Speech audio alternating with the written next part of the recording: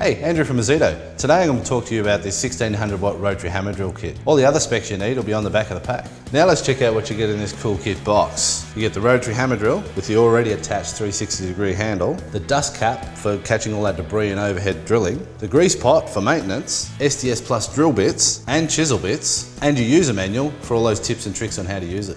There's no real assembly needed, just adjust your side handle to where you're comfortable, select your bit, place it in, lock it off, and you're good to get into it. The powerful motor allows you to take on the toughest masonry jobs. The metal depth rod makes it really simple to preset the drilling depth. The anti-vibration rear handle gives you best comfort and less fatigue while in use. This rotary hammer drill comes with 4 selection modes by simply adjusting these 2 dials. One of the coolest features of this tool is its 4th mode, which is free rotation.